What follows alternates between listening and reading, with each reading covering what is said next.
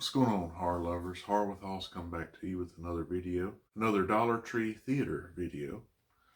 And the movie I'm going to be reviewing for you today is the 2018 movie Deathday, also known as The Campus. That's actually how I had to look it up, is The Campus, because if you type in Deathday, of course the movie that comes up is Happy Death Day, and of course its sequel. So it opens in the Peruvian desert, and it's set in 1991.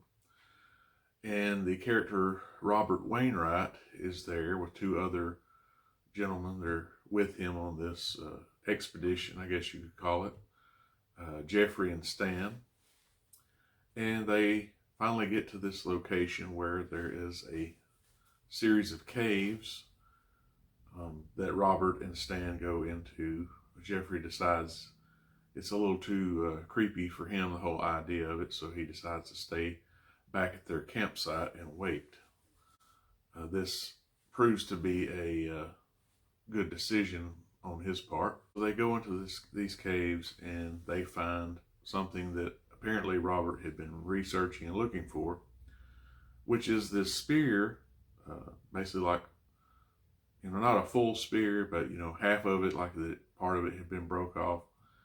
And on the spearhead, it's has some type of jewel or something that's inside the spearhead.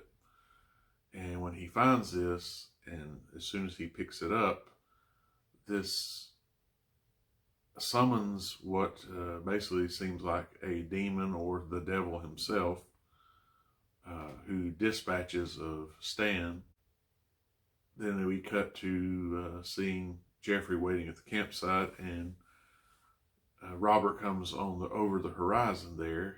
And then at that point, the opening credits come on, and we move to present day at that time, which was in 2018, to which we meet the main character we'll be seeing for the rest of the movie, and that is Morgan.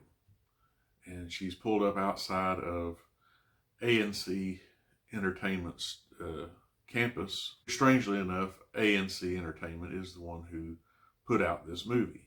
She's there because her father's funeral is taking place at said ANC campus, and she's greeted by her sister, Natalie, who is visibly pregnant, and she greets Morgan with a slap across the face and a hug. And you basically learn that their relationship is estranged, that Morgan's been gone for a long time.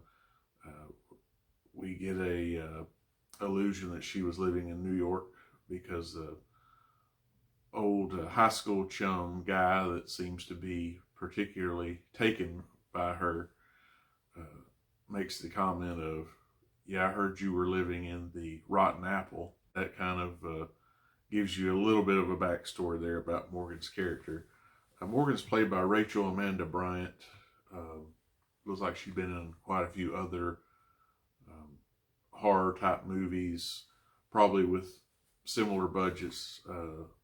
I'm just taking a guess there. She basically just comes there, sees her father.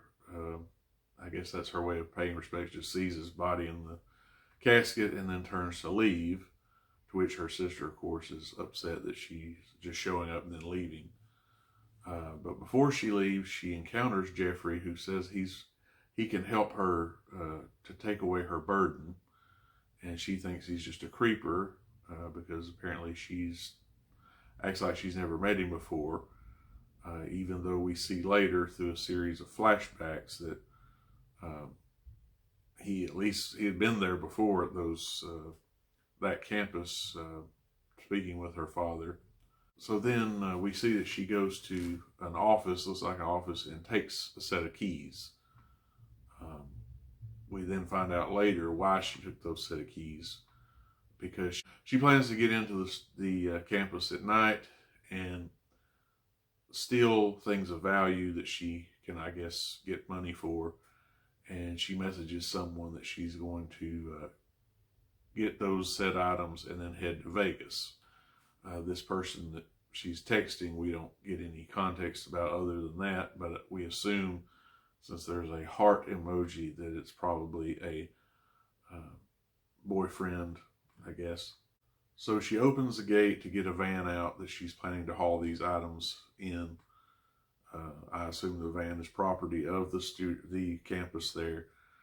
And when she's closing it, she breaks the key off and cuts her finger, dropping her phone in the process. And this, in conjunction with another thing that happens once she's searching the premises, she finds the spearhead in a lock safe, which she has the key for, and combination. Apparently she knew the combination. It doesn't tell us how she knew the combination, but because she had wounded her hand, she bleeds onto this spearhead, and the blood is absorbed into the jewel that's in the spearhead. And so I believe it's that, in conjunction with the event that happens, sets off this time loop, because this does share, that's the only thing that this movie shares with Happy Death Day. You could even say Groundhog Day if you want. There's an event that happens. And so this event sets off what will be the time loop for the rest of this movie. I won't go into a whole lot of other detail, but I will say this movie is very entertaining. Just to give you an indication of things that she encounters during this movie, there are possessed mannequins, possessed taxidermized animals, zombies, and even masked killers making predator noises. And yes, that's right, I'm saying noises like what the Predator made. That's the best thing I can compare it to. This happens, you know, throughout the course of the movie. But yeah, I really think it's good. And I will share one funny line she had. When she dispatches of one of these mass killers, she says, after she stabs him a couple of times, she says, "Bitch, I'm from Glendale." So I guess that's supposed to tell us that people from Glendale will kill you, or they know how to take care of you if you get out of line. I don't know if you're from Glendale or know anyone from there, maybe you could tell me, but that's where this campus is in Glendale, California, and apparently she grew up there and left after graduation. That's, again, something they tell us there at the beginning of the movie. There is a demon / the devil, if you want to say, that we see in this movie later on. But I didn't really understand why they put the birthday cake on there. They have it on the front of the case and the back, and of course it says "Make a wish to survive." Nowhere throughout this movie is there any mention of birthday or, her birthday, anything. So I don't really get the correlation there, other than if they were just trying to maybe capitalize off the Happy Death Day movie that was out when they come out with this. I don't know. But as I did mention, her sister, Natalie, who was unhappy with her, was pregnant. And there is a scene later where that comes into play as well during one of these time loop experiences. So yeah, overall, like I said, an entertaining movie. Didn't mean to go too long on this, but I think you'll enjoy it. It's definitely worth a watch. If you can find this one, I suggest picking it up, and I think you'll like it too. Hope you all enjoyed this review. I hope you're having a great rest of your day. We'll see you in the next one. Peace.